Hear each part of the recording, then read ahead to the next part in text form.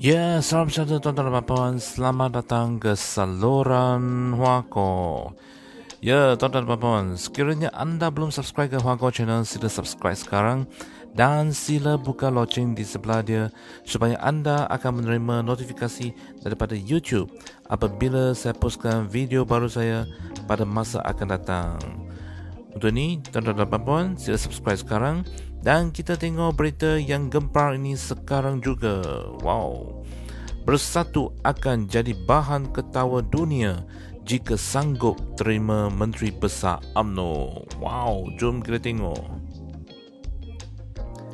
Walaupun UMNO dilihat berjaya menjatuhkan Ahmad Faizal Azumu atau Peja melalui tipu daya undi percaya, tetapi laluan untuk parti itu menduduki kerusi Menteri Besar Perak tidaklah semudah yang diimpikan. Benarlah kata orang tua-tua, meroboh lebih mudah daripada membina sebuah bangunan. Di sebalik UMNO merasakan dengan jatuhnya Peja, mereka dengan mudah dapat merampas kerusi Menteri Besar itu, laluan kini terlihat masih lagi buntu dan berliku. Dengan UMNO hanya mempunyai 25 daripada 59 adun keseluruhannya, keinginan parti itu agar Kerajaan Perikatan Nasional terus dikekalkan bermakna mereka masih memerlukan sokongan 5 adun bersatu dan 3 adun PAS untuk merealisasikannya. Sehingga kini, walaupun Presiden UMNO Zahid Hamidi telah menghadap Sultan Perak untuk mempersembahkan nama Syarani Mohamad sebagai calon Menteri Besar, Bersatu dan PAS masih lagi enggan menentukan sokongan mereka. Bersatu dilaporkan belum lagi membuat keputusan sama ada mahu menyokong atau tidak dan diberitakan Setiausaha Agong parti itu, Hamzah Zainuddin, telah diberi mandat untuk mengumpul maklumat dan seterusnya mencadangkan keputusan yang muktamad.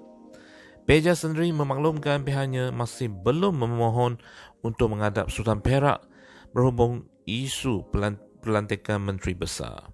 Senada dengan Bersatu, PAS pula mengambil keputusan menangguhkan majlis menghadap 3 adunnya terhadap Sultan Perak yang dijadual petang tadi. Pembatalan majlis menghadap itu dimaklumkan atas arahan pucuk pimpinan PAS. Dalam erti kata lain, Bersatu dan PAS kini benar-benar sudah menunjukkan kesepakatan mereka dalam isu perlantikan Menteri Besar ini. Sama ada mereka akhirnya bersetuju atau menolak kerajaan baru yang dipimpin UMNO, hanya masa menentukannya. Yang pasti, selagi tiada persetujuan Bersatu dan PAS, selagi itulah kedudukan Syarani masih tergantung dan mungkin juga beliau turut tidak lena tidurnya memikirkan sama ada jawatan Menteri Besar dapat didakapnya atau terlepas sekali lagi seperti sebelum ini. Ini kerana UMNO tetap mahu Kerajaan Perikatan Nasional terus dikekalkan mentadbir Perak, sedangkan Peja yang dijatuhkan sebelum ini pun mewakili Kerajaan Perikatan Nasional juga. Hasrat UMNO bahawa hanya Menteri Besar yang diganti dan bukan Kerajaan Perikatan Nasional yang perlu ditukar. Meski nampak senang untuk disebut, realitinya tidaklah mudah untuk diterima, khususnya bagi Bersatu dan Peja sendiri.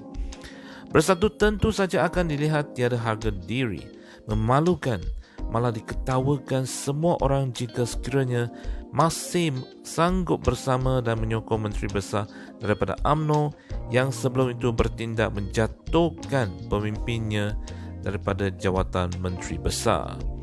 Tidak pernah dalam sejarah ada orang bertindak menjatuhkan rakan sendiri dalam kerajaan melalui usul undi percaya yang dibentangkan. Biasanya, usul undi percaya jika dikemuka oleh rakan sendiri, ia adalah bertujuan untuk menggesahkan kedudukan seseorang agar tidak lagi dipertikaikan di kemudian hari. Sebaliknya, UMNO Perak membawa usul undi percaya adalah sebagai tipu daya untuk menjatuhkan Peja. Difahamkan melalui usul undi percaya itu, bukan saja Peja dan Bersatu kena tipu, malah PAS pun kena autas sekali dengan UMNO. Maka, siapapun jika dalam kedudukan Bersatu pasti akan mengambil keputusan berkerat rotan dan berpatang arah andai diperlakukan sedemikian rupa. UMNO yang menjatuhkan Peja mungkin senang untuk mengatakan, marilah kita bersatu semula, tetapi Bersatu yang dikhianati tentu saja hati mereka sudah hancur berkecai dibuatnya.